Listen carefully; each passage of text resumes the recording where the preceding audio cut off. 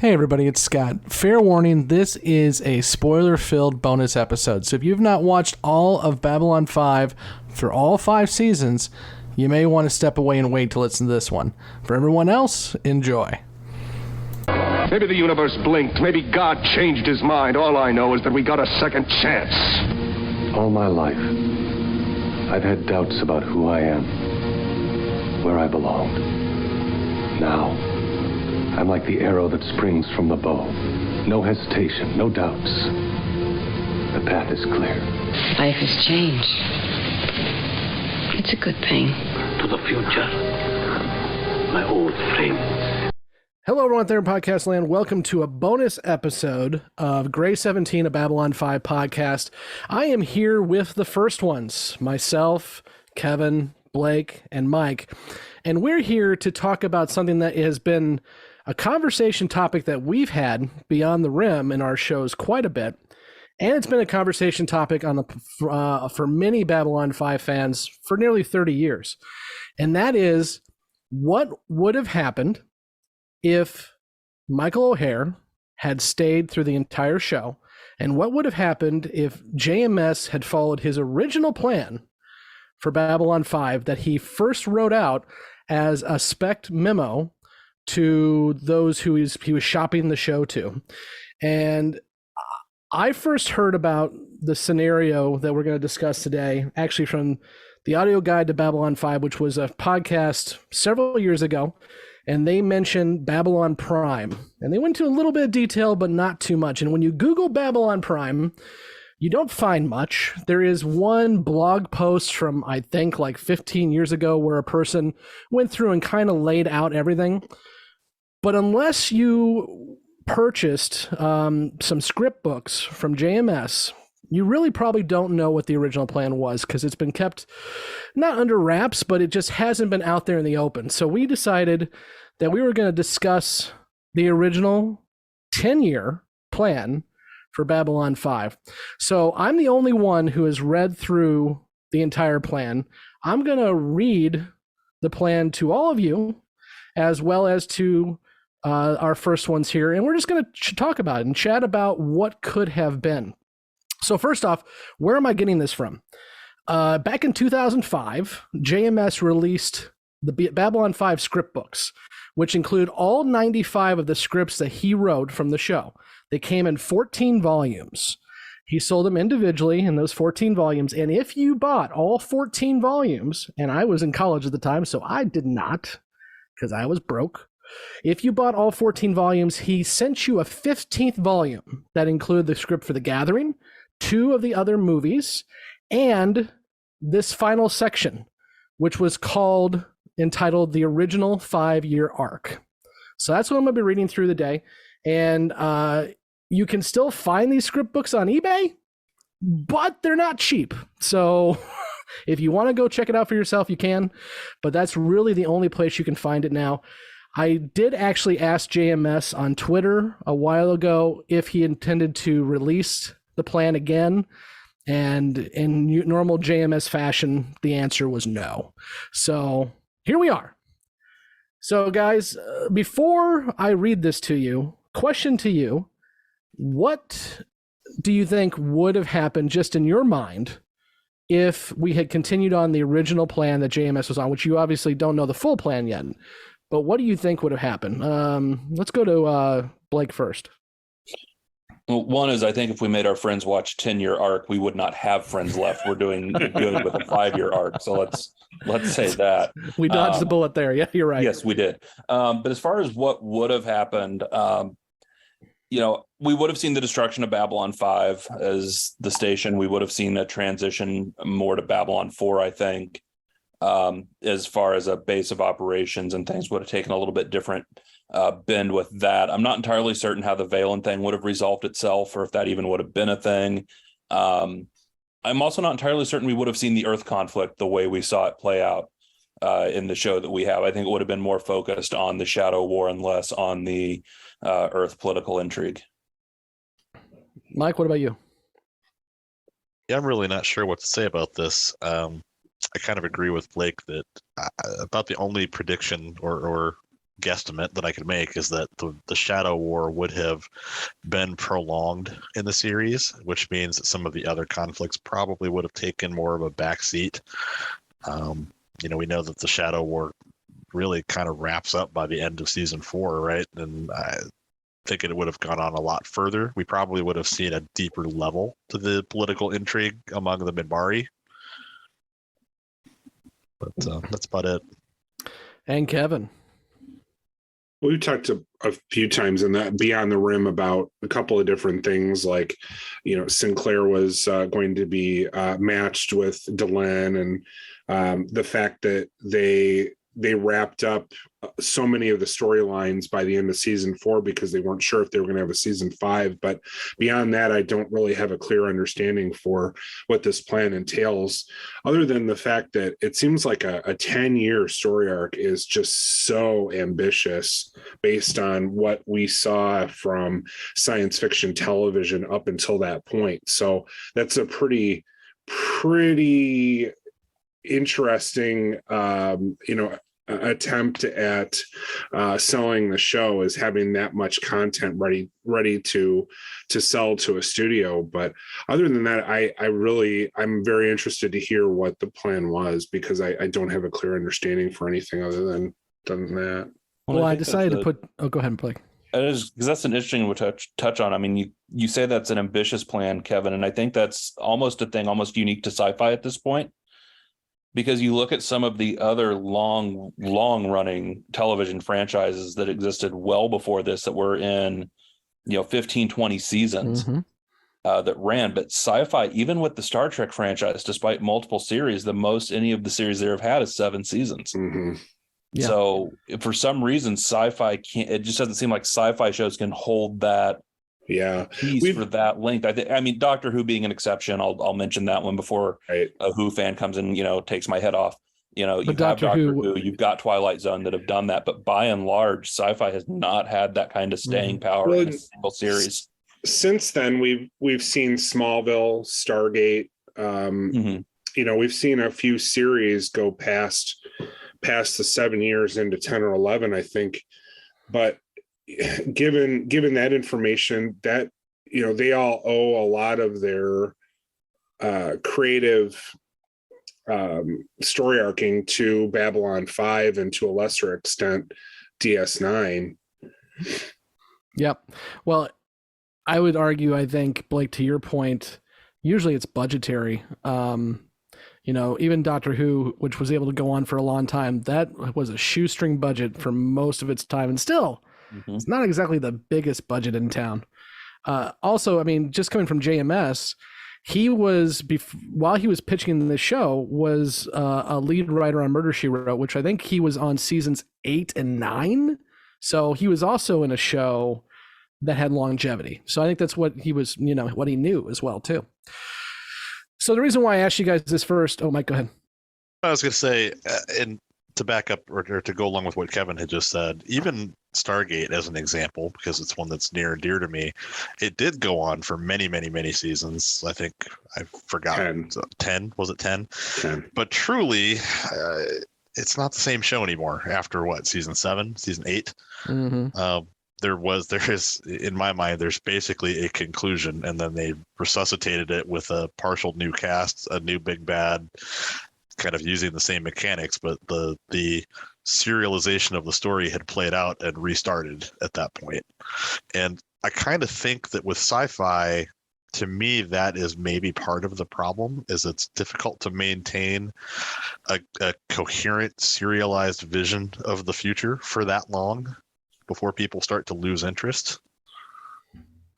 Well, and the reason why I put you on the spot like that is because we do it to our newbies all the time. So I wanted to get your predictions before we dove in. So I'm going to start with there's a little bit of an intro JMS puts in here kind of describing what we're going to read. And I want to put a caveat in there too. I'm going to read verbatim from JMS's scripts it was his script book from 15. I'm doing that because there's no real way to purchase this aside from the secondary market. So I don't feel like I'm plagiarizing or stealing from him, because he doesn't sell these anymore and he has no intention of selling this work again. So we're just going to go ahead and read it. The original 5-year arc, and again, this is a first little spiel that JMS puts out before we get into the memo that he talks about. In the years since Babylon 5's first season, the most frequent question asked and debated by fans of the series has been, what would have happened if Sinclair had stayed on Babylon 5? How would the show have been different? My response over the years has been, the show would be essentially the same, which, as Henry Kissinger once said about the White House position, has the added benefit of being true. The key word, of course, is essentially. God or the devil is in the details. Change one small thing, and it has profound repercussions.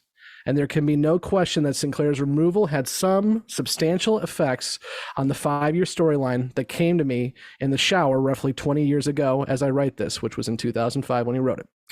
What would have been different? The question comes again. Now that is finally revealed. But first, a word or three about where these documents come from.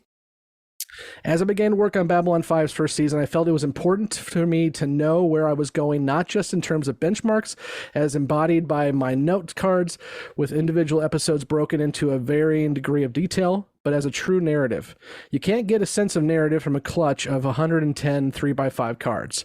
I had to write it as a whole piece, as a unit, in broad strokes, to know if the story worked as a story. So I pulled those notes together and wrote the document that appears on the following pages. The next day, I met with Michael O'Hare for lunch at the restaurant on the Beverly Grand Hotel in North Hollywood, where all the relocated cast were being housed for work purposes. He was still trying to get a handle on the character of Jeffrey Sinclair, who this man was, where he'd come from, and where he was going. I hesitated a moment, then pulled out the pages I'd finished writing the day before and handed them to Michael. He began reading. He didn't say a word. He just kept reading. And at the end, he cried. Not big, not embarrassing, but his eyes leaked in a way that said he couldn't stop them from doing so. To my knowledge, Michael and Hare and I are the only people who have ever seen this document. If I showed it to WB or the other producers of B5, I didn't recall it, but it certainly never went any further. Now, at the last, the final magician's trick is revealed to the audience, completing the experiment begun with the first internet posting about Babylon 5, and which has continued into the series of books, an experiment in explaining how this story was told and how the series was made in the hope of creating a roadmap for those who will come after me. The last curtain is pulled aside at last. My job is now done. It's up to the rest of you to now pick up the slack. You, the reader, I've told my story, and the story about the story to its completion. It's your turn now. Tell my story, tell me a story, and make it a really good one. So that was his introduction. And now we have the Babylon 5 series timeline. And actually, when you look at this thing in the script book, it is typewritten. So he used a typewriter to put this thing together, which I found really nice when I started looking at it. Go ahead, Blake. Yeah, I have to add there, Scott. He says that line in there, tell me a story. I want to caution any listeners to this, though. Yes. If you go on JMS's social media, do not pitch him a story. Do not post story ideas. Don't post content. There are legal ramifications to that, especially with him as a writer. If something were to cross his mind and accidentally get used, and he will shut those discussions down very, very quickly, if not outright ban you from his pages. So just a note there, I would not go out and actually try telling him a story that will end badly. He actually tweeted yesterday as we record this saying, "Stop sending me Babylon 5 reboot stories. I will ban you." I will also say, too, thank you, Mike. This was written 10 years ago. Actually, I'm sorry. This was written 18 years ago. So as you mentioned, Blake, with the Don't Tell Him storylines, the other thing that's changed over the years is he has gotten to a point where and he said this, he does not want to hear about what would have happened if Michael O'Hare had lived. So he has flat out said on his Twitter account, he doesn't want to answer these questions anymore. So I think it's fair game for us as fans to discuss it, especially since he put it on the ether years ago. But I would not recommend you tag us and say, "Hey, JMS, what do you think about this?" I don't do that because he does not want to hear about it. He does not want to talk about it. As he put it, basically, he's talking about a friend of his who's passed away, and he doesn't want to open up old wounds. So let's keep it in the fandom and leave JMS out of it. Okay, guys. So I'm going to go ahead and start reading the typewritten document, and we'll just kind of stop and get your feedback as we go. So Babylon 5 series timeline. Following the events of the pilot episode, Sinclair begins to suspect that someone erased 24 hours of his memory from the final moments of the Earth-Minbari War. The only way that this could happen is if he were removed from his ship. He now begins the process of trying to find out if this indeed took place, and if so, who was responsible. But he's not the only person following the trail. A secret group on Earth, a government agency, also suspects something happened, specifically that Sinclair is a traitor who somehow sold out Earth. Their agents will work hard to either break through the mental block, if one really exists, or in some other way find out what happened on the line. So right now it's season 1. Mm-hmm. For the most part, we got eyes in there, and not eyes. We got the Dumbfuck 1 and Dumbfuck 2. Is that what Nicole called her? Blonde Fuck 1 and Blonde Fuck 2. Blonde Fuck 1 and Blonde Fuck 2. Thank you. So far it's a season 1. And as you can see, this was written after The Gathering. So The Gathering's been put in place when he puts this all down on paper. Well, I get the impression, I get the impression from, the way that he's talking about that, that whereas this was essentially a 1-episode story in season 1, in the final cut, it sounds like maybe this was going to be more of a backdrop, like a longer running thing. Yeah, I think so. And as you'll find as we get through this, I mean, it is a 10 year plan that he has going here. And actually, to your point earlier, Mike, it's 2 shows. He's got Babylon 5 and Babylon Prime. So we continue, and this is where he spills the beans. So Michael O'Hara knew the answer before they started filming, if you read this. What happened on the line, which is this. Sinclair's ship was taken aboard a Minbari cruiser he was attempting to ram. He was taken prisoner along with other Earth Alliance pilots, which is different. This was the main battle cruiser on which were almost all of the ruling Grey Council. They had come to oversee the final stage of the war and the coming occupation and rule of Earth, or its destruction, should Earth choose not to surrender. One member of the Grey Council had a revelation that one of the captured pilots was more than he seemed, that an ancient prophecy concerning the very survival of the Minbari race was coming into fruition. The Minbari are a dying race. Their population is decreasing, their cities are crumbling, each generation their children are born weaker, more fragile, all as was prophesied. But one outsider was foretold as being able to save the Minbari, give it a new birth. At least that is one interpretation of the prophecy. Another reading of the same text leads others to believe that this is an outsider could cause the destruction of the Minbari race. The Great Council members insist that the outsider in question is Sinclair. He must be released and allowed to go on his way to find his destiny.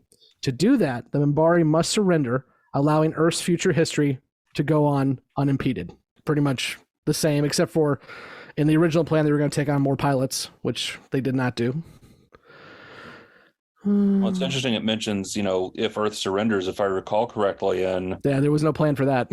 There was no plan for that because, as I recall, in the beginning, there was a comment. Earth offered to surrender and got no reply. Right. So they were going to be wiped out no matter what. Yeah. Whereas in this original, they were. Sounds like there was an occupation that was at least possible. Mm-hmm.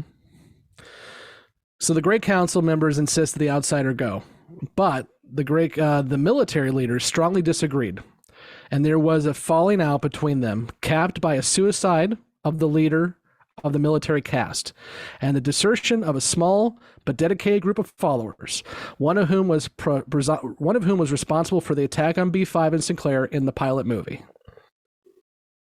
Okay. So I think we're kind of actually learning more here than we actually get told in the Babylon 5 proper, because you do have that military group, that one ship that kind of goes off on its own, but they're really not tied to this in the canon that we know. It sounds like it's possible he's describing the differences between the warrior caste and the religious caste potentially, but he doesn't come out and say that in this plan. Yeah, and he doesn't actually say that the military are on the Grey Council. He's just saying the military leaders disagree to a point where one commits suicide. Well, I think this showed up a little bit because I think this might have been the groundwork for what we saw in season 1. I believe it was the Wind Swords. Yep. And that's referring to the guy who told Sinclair he has a hold his mind in the gathering. It sounds like he's referring to the Trigati as well. That's what I was going to say. This sounds here again like what we got was a super compressed version of this idea into a single episode story, whereas it was probably going to be more of a longer running, more impactful storyline. Yeah, it sounds like he's verbatim describing "And the Sky Full of Stars." Yeah, pretty much. So in order to avoid interfering with his destiny, the Grey Council wiped Sinclair's memory of all of this, put him back in his ship, and surrendered. His progress since then has been monitored from after by the Minbari and their agents. Meanwhile, the Earth Alliance, almost obliterated in the course of the war, begins the Babylon Project as a means of preventing future wars. Babylon 1, 2, and 3 were sabotaged and destroyed during construction, each time by a different group, which is what JMS also said in the Usenet, since it wasn't the same person every time. Babylon 4 vanished mysteriously. When Babylon 5 was finally completed, the search was begun for someone to run the place. The Minbari, as participants in the last war, were first to sign on to the station as co-sponsors. Their condition for participating, approval over who was hired to run it. They eliminated one name after another, starting with ambassadors and generals and working their way further and further down the ranks until finally getting to the name of a commander who had distinguished himself during the war, but who since had then largely dropped from sight, Commander Jeffrey Sinclair. This was the name they finally selected. The Minbari want Sinclair there where they can keep an eye on him. They also feel that this role will be conducive to his achieving his destiny. But there are still factors within the Minbari government who don't entirely agree about Sinclair's possible role. If the Great Council are right, then yes, he could be the one who helps their race find renewal. But if they're wrong, he could be the one that causes their own personal Ragnarok. For that reason, they selected Delenn as ambassador to Babylon 5. His mission is to help Sinclair if he goes in one direction, to kill him if he goes in another direction. Again, his mission is to do that. First major difference is that Delenn was supposed to be a male character, which we've talked about Beyond the Rim a couple of times. And, to put on that one, there's an ongoing discussion that we keep getting caught in where Delenn was supposed to be androgynous and the Minbari were supposed to be androgynous. No, that was never the plan. It was clearly stated, and JMS has said this, it's in this document, Delenn was supposed to be a male character. The Minbari were a gendered species all along in the plan. There was never this idea that it was supposed to be an androgynous species that somehow then through the chrysalis process all of a sudden became male or female, so that wasn't the plan. This was. The other piece on this, that's kind of different from what we got is we'll hear later on in the series with Naroon is the warrior cast in what we got didn't know the reason for the surrender at the Battle of the Line. Yeah. Here they do know. In the series we got, the group was so pissed off over the surrender that, a small faction of the warrior cast broke off and said, peace out. That was, the Trigati and some of the others. But as far as the warrior cast as a whole, they weren't told why. There wasn't that piece of it. And here's where we get into the cusp of what the difference would be with Sinclair and Delenn in this next paragraph. So, the new birth of the Minbari race and the dawn of the third age of mankind turns out to be very literally the one single thing. A melding of a human and Minbari race through a child conceived by Delenn and Sinclair. This will be facilitated by Delenn undergoing a series of genetic manipulations designed to make her more human and able to mate with Sinclair. The Great Council believes that their offspring will unify the human and Minbari races and lead both into a new golden age. This change takes place as the first season cliffhanger. Okay, so I didn't realize that part of it was that originally that she was supposed to not only transition of gender, but also transition, much like what we saw in the show, to a more human type appearance and genetic makeup. Yep. So she can mate with Sinclair, now Sharon in the canon, but yes. This is a troubling development for many of the Minbari. As a race, they put a premium on their own version of ethnic purity. This will be seen by many of them as the ultimate act of betrayal. But other forces are at work at the same time. One such force leads the assassination of the Earth Alliance president, who is replaced by someone less sympathetic to B5's cause. And then we dive into Londo after that. So that's about the same. Yeah. I don't know that Clark always in the show made it overtly known that he was less interested in Babylon 5 than what JMS is saying in that document, but you can infer that certainly. So let's dive into Londo. Londo misses the grand days of the Empire that characterized the Centauri Republic. He'd give anything to restore that. He also sees the Narns as the real threat. He knows what his own people did to them at one time, and it's not hard to guess what they'd like to do to the Centauri in return, or any other group that's got in their way. And Jakar's goal is to keep everyone at each other's throats. His worst-case scenario is to see others getting together to form a power that could endanger his world again. Again, he's talking about Jakar there. Londo finds his opportunity in this gradual introduction of a new race, which we will tentatively call the Shadowmen. Name will change later. They will slowly make themselves known in the series though we won't be actually see them for a long time. They save Londo's neck at one point, bailing him out of a crisis and making him look good at home. They gradually draw him to their side, offering in exchange for his cooperation the prospect of restored glory for beloved Empire and a grand position for himself within the Empire. At the end of the second season, beginning of the third, we discover the secret of the Vorlons when Sinclair's life is endangered during a fight in the Central Core shuttle. He's kicked out of the shuttle and begins falling, slowly at first, but he gains speed as they move away from the center toward real gravity. There's no time for anyone to get a pack on and rescue him.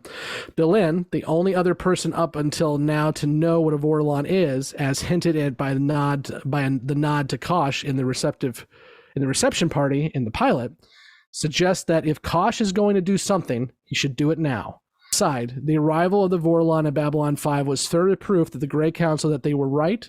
They once had dealings with the Vorlon, but fell from grace, as it were, and the restoration of that connection is something greatly to be desired. Greatly to be desired. So the only very subtle difference was that he jumped out because of a bomb, not necessarily because of a fight, but otherwise I don't see much in differences. Did they say anything in the show about the Minbari falling out of favor with the Vorlons? I don't remember that detail either. Okay. Nope, that's new. Okay. No, that kind of makes me wonder if the Vorlons were going to be present on the Grey Council ship during the Earth Minbari War. Mm. Or on Babylon 5 at all.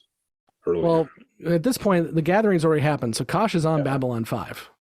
That's referring to the nod that Dylan makes to him. Okay. Yeah.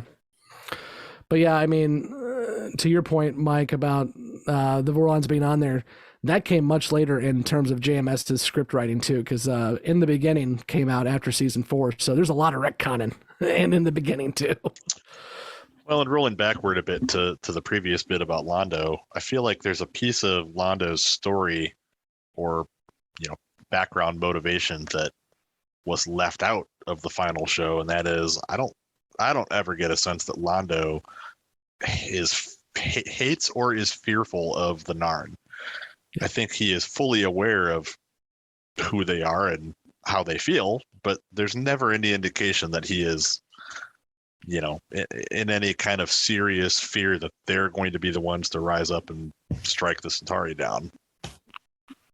Well, and to that very same point, the idea that Jakar doesn't want anyone to band together in order to not have a power that can rival the Narns, that I don't think that's ever really Jakar's plan. I think Jakar's plan in the canon is just to make sure the Narns don't get enslaved again by the Centauri. Agreed. And that also kind of implies that the Narn were maybe supposed to be more powerful than what we see.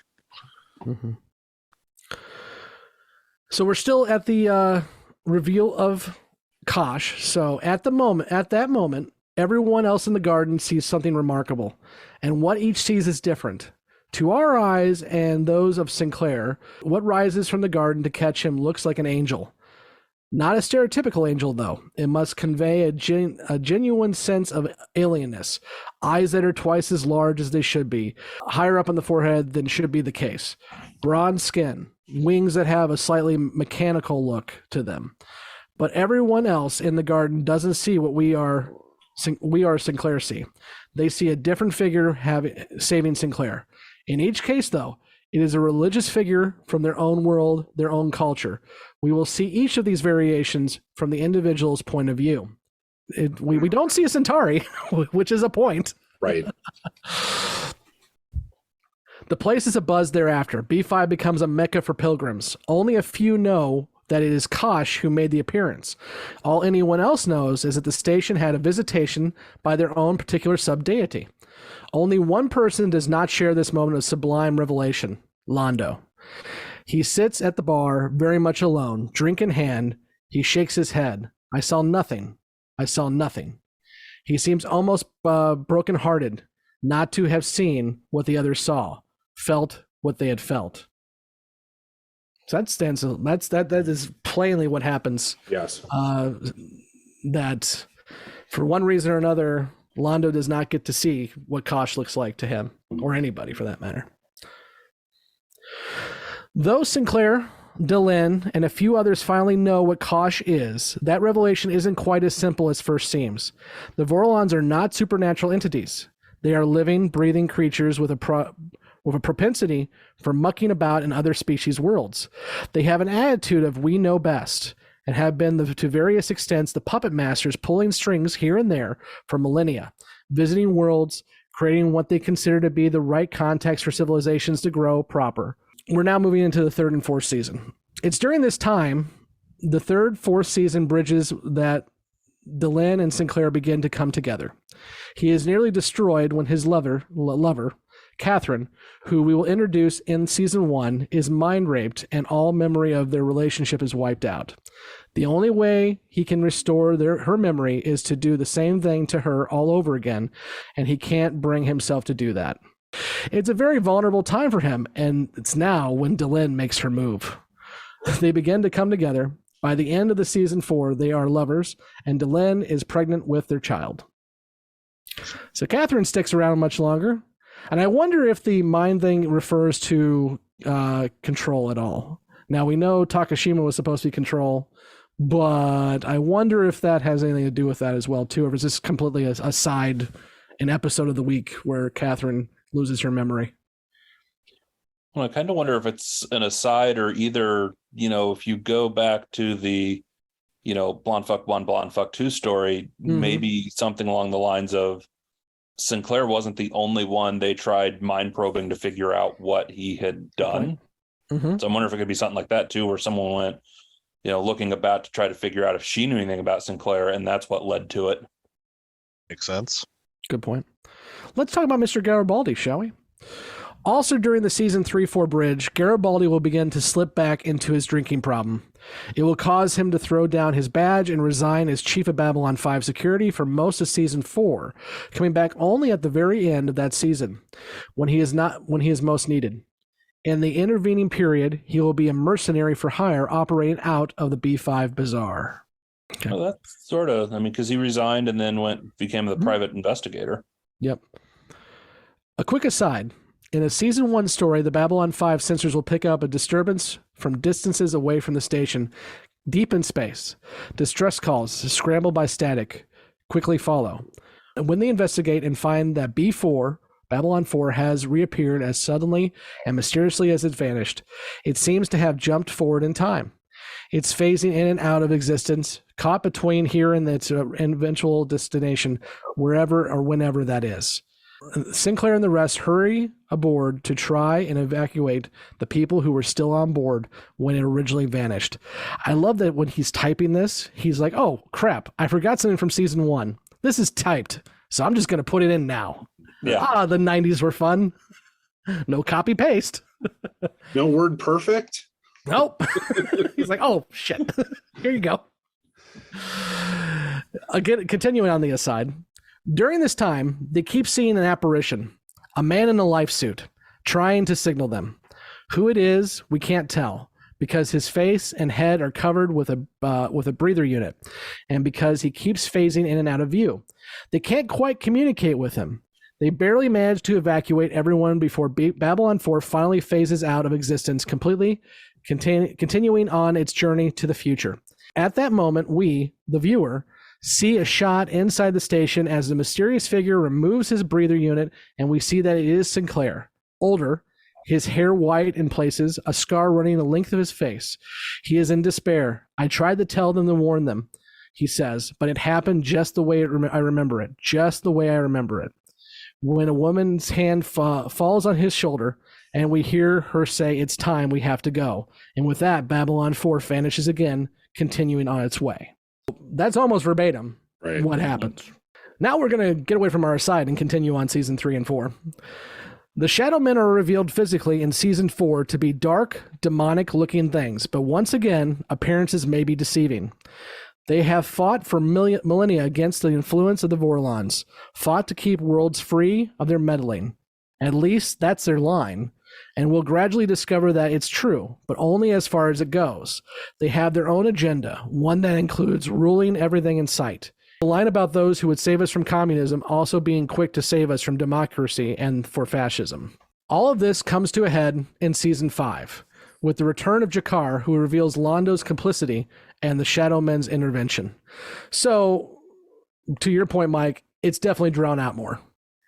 Because we're seeing stuff that's in season 2 and 3 all the way to the start of season 5, if this plan had gone through. And there's still nothing about Earth in terms of any issues with Earth, aside from the fact that there's a president who doesn't like B5. At the same time, the Minbari military caste, growing ever more worried about the way this is going, stage a coup and take control from the Grey Council.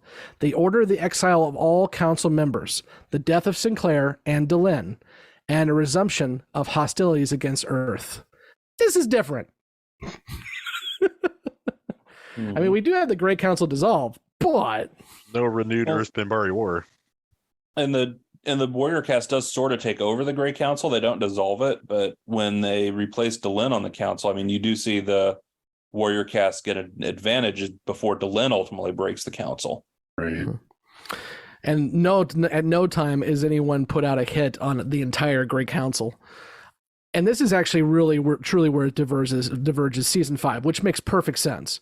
Because even if you're following the normal route with Sheridan rather than Sinclair, most of this kind of lines up, except by season 5 and what we know, we already had been almost canceled for season 4. So everything that was supposed to be in season 5 gets junted into season 4, and season 5 we get Byron, which is great. So from this point on, it's a completely different story.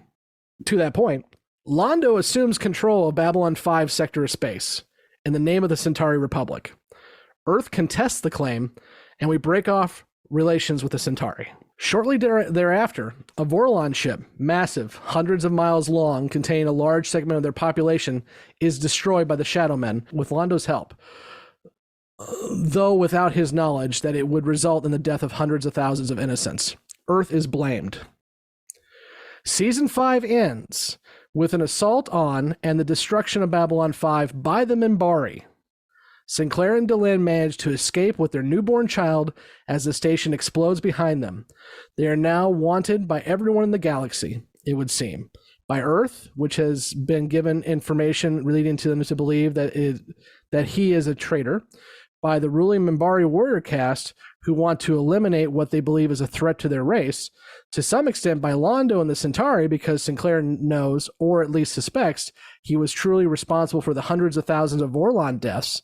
And by the Vorlons, for presumably being one of those involved in the conspiracy. This ends the story of Babylon 5. Well, that didn't happen. Yeah. Extremely different. Yeah, so here's the question to you. There's more. I've got 2 more pages to read of what happens in the next show. But what's better to you guys right now? What is better? What we got? Let's exclude season 5. Let's assume season 4 would have been season 4 and season 5. What's better? What's on the paper here with much more, I guess, machinations between different cultures and the war being more outside rather than inside, or what we got with the Earth Civil War, which does not happen in this original plan? Well, I like the Earth Civil War storyline and the break in season 3 so much that it's hard for me to say that what's on the paper is better, because that's my favorite story arc of the series. And I would tend to agree with Kevin actually on that I think what we got was better in so much as, not that, I think the Earth storyline was better or played out more. I think what we got was a tighter story. Yeah. I think we got a story that was tighter in execution. I think we got one that was more coherent.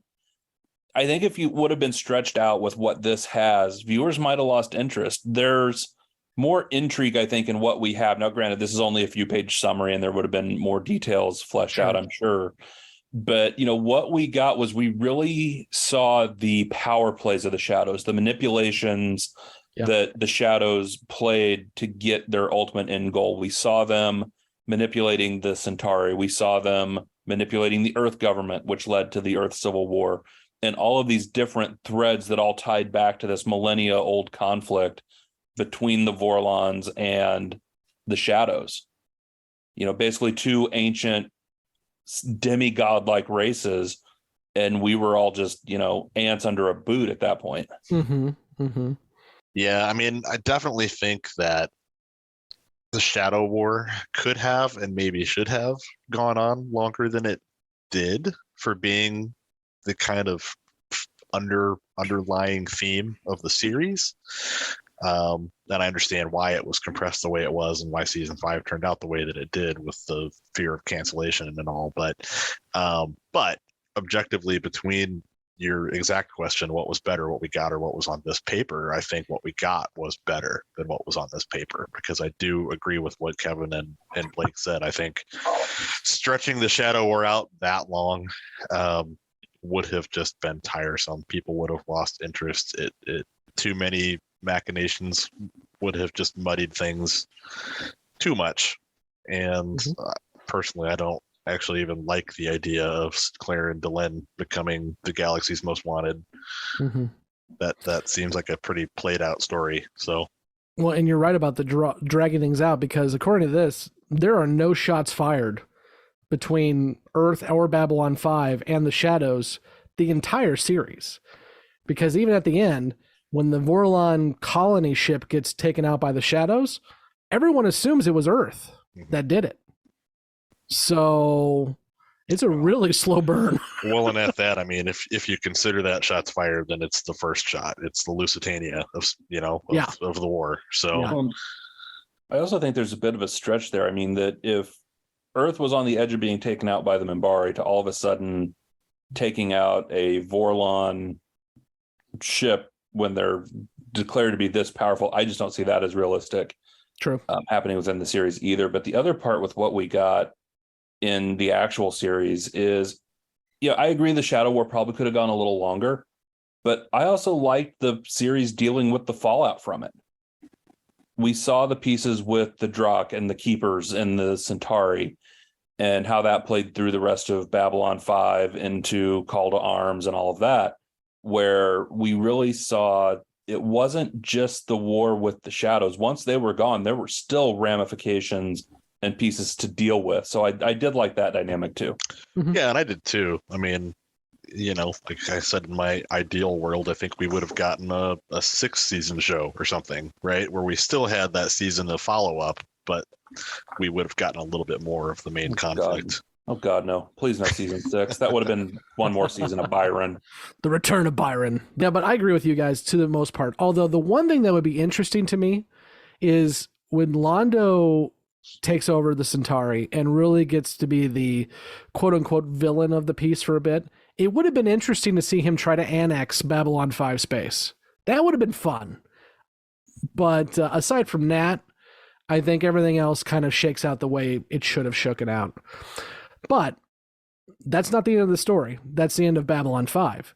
He continues. Should the series prove successful, it would be followed by a spin-off series, Babylon Prime. And here's the brief for Babylon Prime. Sinclair, Delenn, their infant, Garibaldi, and a Narn, a friend or relative of Jakar, who has come to help them. After all, the Narn have no one else left to turn to, and Sinclair tried to do what he could in the past for them, make their way to a meeting with the Grey Council, now in exile. Sinclair et al. have no place to go, no home, no resources, nothing. The Grey Council is infuriatingly unconcerned. All of this is in the prophecy, if you know where to look and how to interpret it. Sinclair's line is that it would have been a lot easier if they had known this beforehand, but like all scriptures, they can only be correctly interpreted after it's all taken place. What is required now is a base of operations, a beacon of hope. War is raging on all sides. This must be a place where those who want to create peace can come together. I think we did see that a little bit come into the main series with the Minbari attitude of prophecy tends to itself with Grey Council. So I think that little nugget did make it into the production series. Did he say why Sinclair was ostracized from Earth? Is it because of the Vorlon ship getting destroyed? Yeah, Earth believes that Sinclair had something to do with the Vorlon getting taken out, which now Earth's getting blamed for, so they feel that Sinclair is a problem too. So, this base of operations. They are able to pull Babylon 4 forward in time. And this is, of course, we've talked about this already in our Beyond the Rims. This is the big difference. Babylon 4 didn't go in the past. There is no Valen. It always is moving forward in time. They're able to pull Babylon 4 forward in time. And this will be their base of operations because B4 was different than B5 in one respect. It had the capacity to move. It is also a starship. Sinclair and Delenn supervised the attempt. They managed to get onto Babylon 4 and sound an alert, hoping to get everyone off the station. Before everyone can evacuate, however, the time field, which is terribly unstable, rips them forward. They manage to stop the process briefly long enough for the rest to get off the station.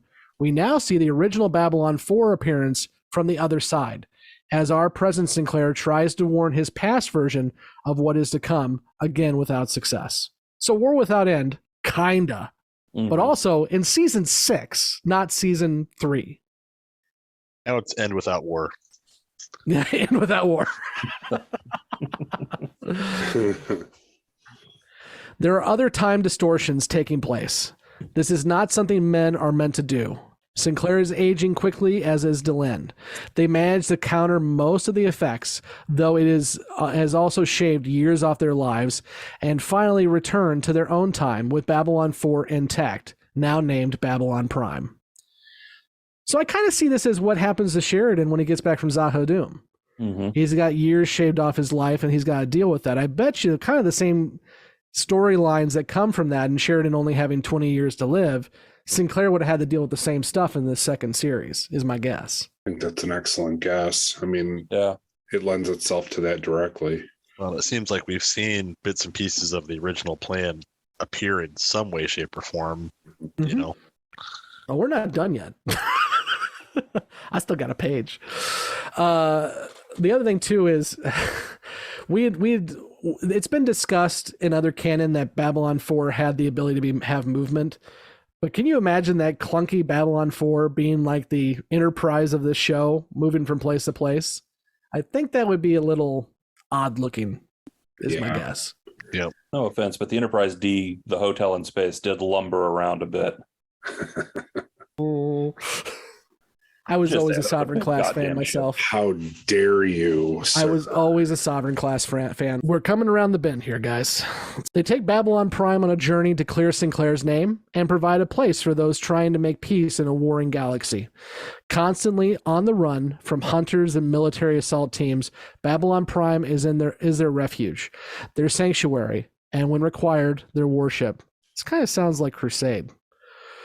At one point, early in their travels, they run across Londo, who is a puppet leader of the Centauri Republic, linked to a creature that reports his every action to the Shadow Men.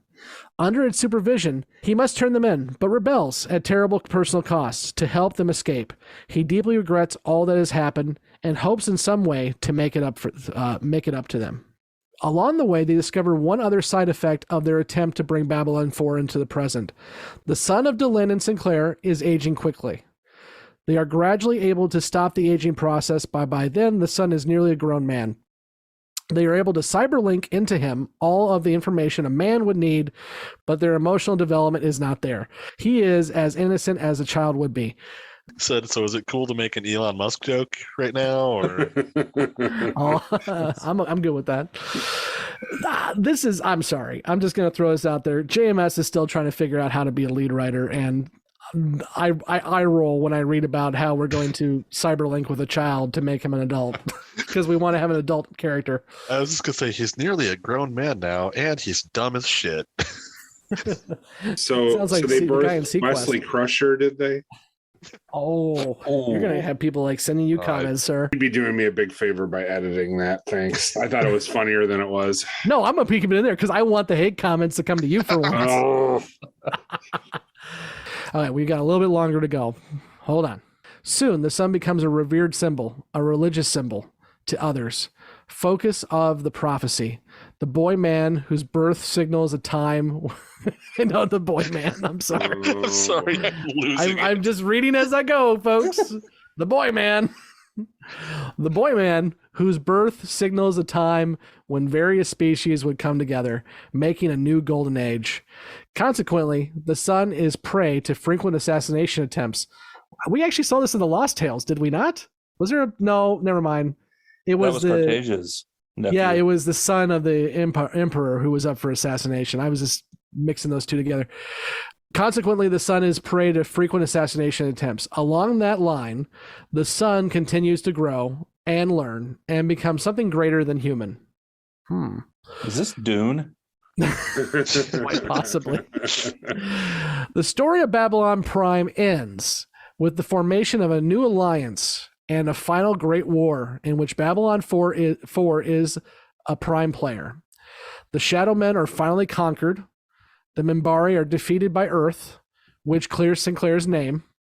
Delenn takes her leave to rejoin the Great Council, departing from Sinclair's side, possibly forever. Their son takes his place as head of the new alliance, promising peace for the first time. He is able to command political and religious leaders in a consortium of power. Sinclair, at this stage of his life, finally retires from the chase, from the long battle. His last scene, the last in the story of Babylon Prime, is as he is left alone, as requested, on a green and quiet world otherwise uninhabited, sitting beside the shore, fishing.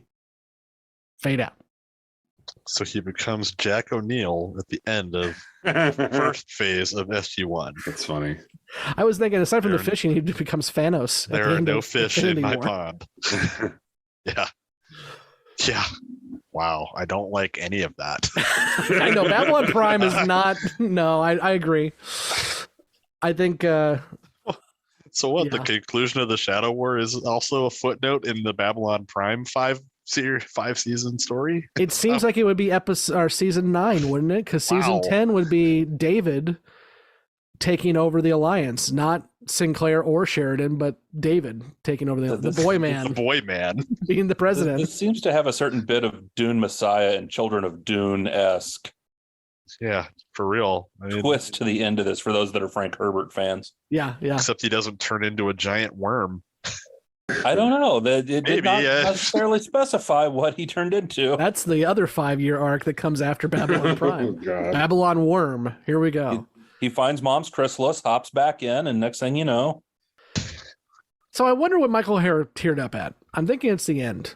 Probably. Where he gets like... That boy man part, clearly. Boy man. But no, the interesting thing about this is, one, it answers the question that we get a lot. What was JMS's original plan? Now you know. This is JMS's original plan, as typewritten back in 1993 or 1994, between The Gathering being aired and them starting to film season 1. This is it. We also get to see how a writer can definitely improve as they continue to edit themselves over the course of 5 years. Because Babylon Prime doesn't sound like fun.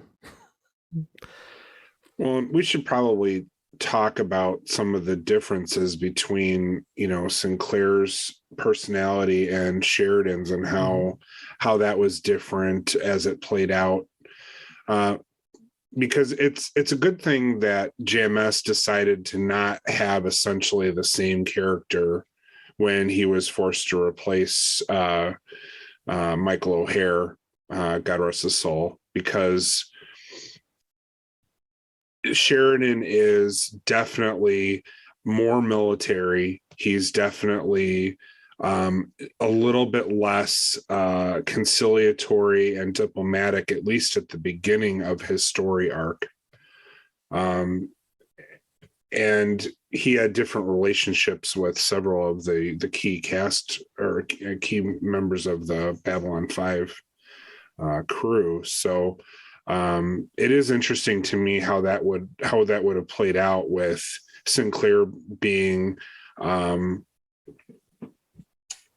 present for the entire series on Babylon 5 and then Babylon Prime. But he would have been ostracized just like Sinclair, or excuse me, just like Sheridan was, but for different reasons. Mm-hmm.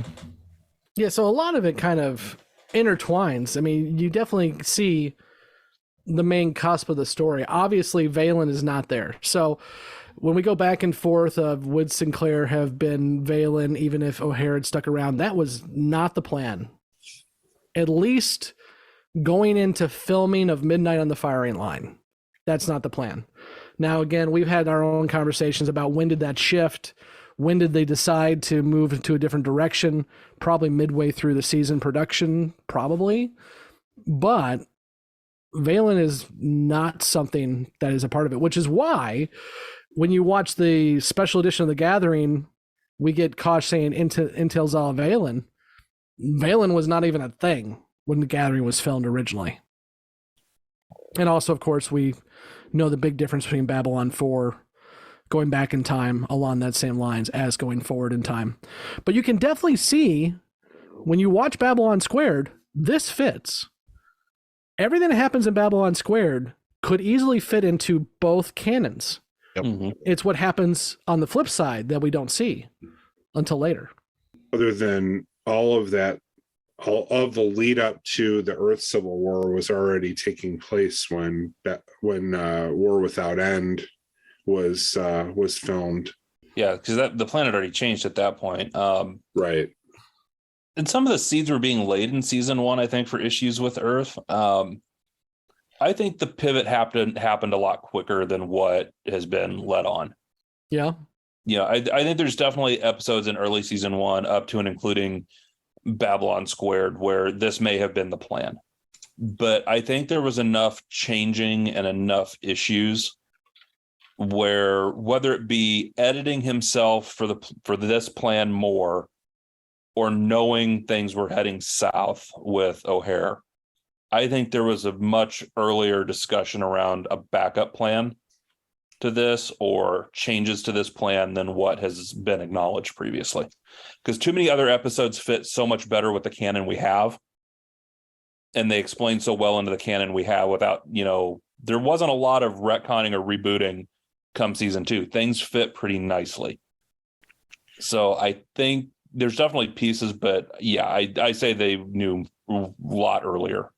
Well, I definitely agree. And the thing that kind of blows me away is the fact that we've gone from a 10 season plan to a really short season plan, and that is completely separate and apart from the recasting of Michael O'Hare. Well, not recasting, but the replacement of Michael O'Hare with Sheridan. So that, I don't know, it's really interesting how much of the story seems to have been already compressed from the original plan down into single episode, at this point, at early in season 2. Yeah, because he wrote this after The Gathering, and there was a year between The Gathering and production start on season 1. I mean, it makes me think I'm somebody betting came and over shook that him. year. They got into season 1, but I'm betting over that year JMS knew there were issues. Mm-hmm. Well, and that's what throws me off too. When I try to figure out, because no one's ever going to know, because JMS isn't going to tell us, and Michael O'Hare's not around to tell us.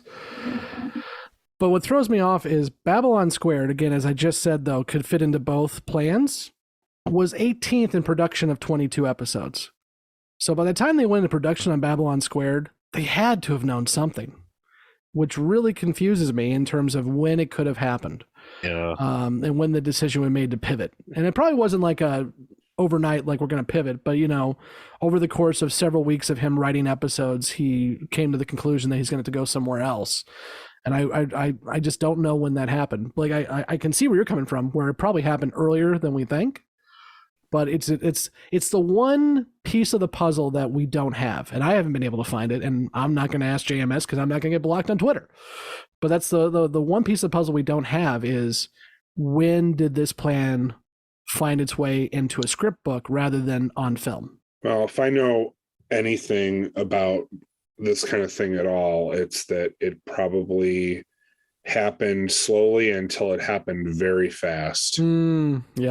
Yep. So they probably talked about it a few times, kicked it around as a possibility, and then there may have been something that kicked it into high gear. Who knows what that might have been. Well, I think that point, that inciting piece was probably what we read about in his autobiography, JMS's, where O'Hare and him have the conversation that basically JMS offers to shut down production so O'Hare can seek help. And O'Hare says, no, I don't want to risk the entire show for me. That was when, wherever JMS is in the thought process, that's when the switch gets flipped. The question is, when does that happen? And we'll never know. But it's just interesting, especially if you enjoy seeing behind the scenes of how a show is made. We don't get this often where we get to see the treatise of what a show was supposed to be, and then we can actually see the full fruition of what the show is. The other question I have for you guys before we wrap this up, because at this point of recording, the Babylon 5 reboot may or may not be a thing. Is any of this, do you think, could be salvageable to be put into the reboot to have a different story than what the original Babylon 5 is? Because JMS has said he's not going to just rewrite Babylon 5. You can go watch that. So whatever he does for the reboot, it's going to be different. For one, it starts with Sheridan. We know that from the synopsis that was released. But is there anything from here that you guys think could fit into a reboot, or you think may fit into a reboot if it ever happens? I mean, I think political intrigue is a pretty, I don't know what the right terminology is. It's pretty hot in television these days, and I think audiences are a lot more savvy. So I definitely could see a lot more of that sort of, the machinations or the conflicts between the different races, individually, the Centauri, Earth, the Minbari. I certainly hope we don't see the man boy David and the Great Chase and the universe's most wanted, because that just doesn't sound like good television to me. I've already said what I think I would like to see is more, if there's a Londo character, which I'm sure there will be, I would like to see Londo be more of, not so much a villain, but an antagonist that actually really gets involved in causing problems. He causes some problems, especially season 2, season 3. But the idea of him saying this great Centauri Republic is going to annex the Epsilon system for our cause, I think that'd be a fun set of episodes. That's something I think could be something completely different that we don't see that could happen in the new show. Yeah, I think that's part of what I was, I guess, getting at, is I think there could be a lot more territory fighting between the different races, because that's something we don't really see except between Centauri and Narn. They had, essentially the Minbari riding in at the right time to bail them out of almost losing the station from Earth, and then riding in also at the same time with the White Stars to, have a fleet for the Shadow War. So it would be interesting to see if there's less involvement from the Minbari, where that comes from, whether that comes from Earth, whether that comes from more Narn involvement. Well, and speaking of the Narns, that's the other thing too. Jakar is only mentioned in this thing twice. Well, actually 3 times. And one time he's trying to hold people back, one time he is warning people, and the next time he sends a relative to help them. Yeah. So I think Jakar's story gets fleshed out much more in the canon that we have, and I think that's one thing I would hope that we get in this reboot, if it does happen, is those character arcs that are worthwhile. And Jakar is the one, and Mike, I know Jakar is your favorite. He's the one that has the best arc, from being the quote-unquote mustache twirling villain in The Gathering to being a religious icon who goes out to explore the Rim with Lita Alexander at the end. Well, and I think in between you have a phase where you slowly kind of reveal that he's more than this hate monger. He's actually a really savvy individual with his own kind of honor code before becoming a religious figure. I wonder how much of that had to do with the casting, the wonderful casting of Andreas Katsoulis in that part. If JMS said, we've got a heavy hitter in this part as an actor, I can do a lot more with this character. Maybe I better do that. Absolutely. When we absolutely know JMS let the actors kind of make decisions on the fly as well, too.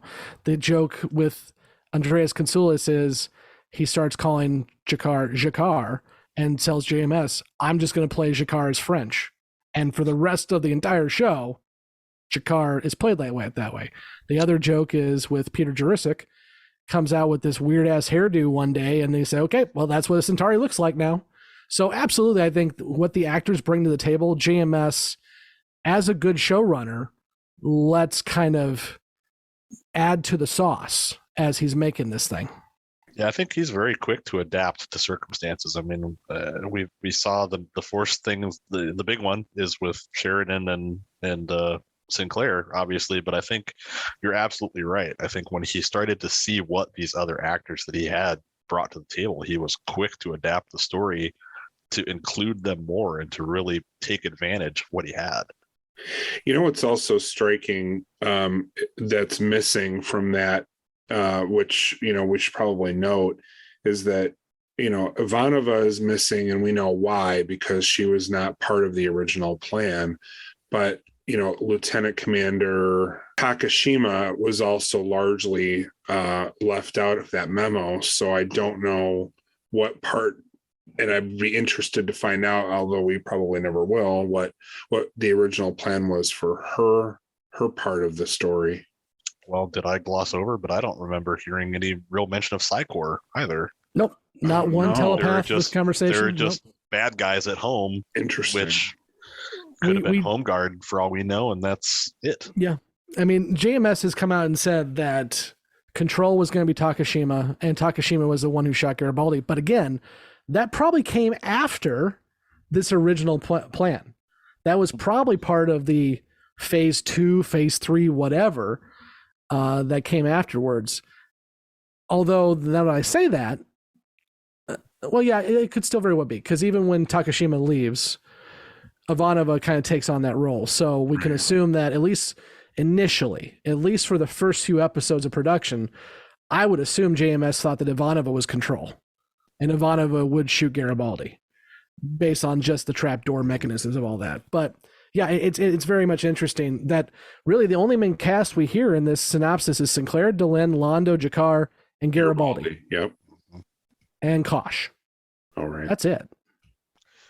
Yeah, and I was going to say, there's really no specific mention of the Vorlons having any involvement in the Babylon Prime side of this. There's mentioned that there's a grand coalition that comes together. They don't say anything about it being White Stars, being Vorlon helmed. Well, it's definitely not going to be White Stars if the Minbari don't care to help. And then I read it as the Vorlons are wiped off the map at the end of season 5. Sure seems like they're basically crippled at that point. Yeah. The way I read it is they don't have a home world and they get wiped out. Well, guys, I think that's a lot of good conversation. And I hope that for those like myself who have been looking for years for answers on this, I hope you got some in this. And I really do appreciate that we're able to look under the hood. And it takes a special kind of person to be able to be willing to give out so much information about a show that they created. So he gave us the ability to look under the hood and see what he had planned. And I do appreciate that. And as he says in his little opening narrative, I think it can help people who are on the journey of writing their own stories about seeing how you can adapt, how you can edit, and how you can improve upon yourselves as you go along too. And I think, as you all have said, we definitely got the better version of Babylon 5 on screen than we did in the original plan.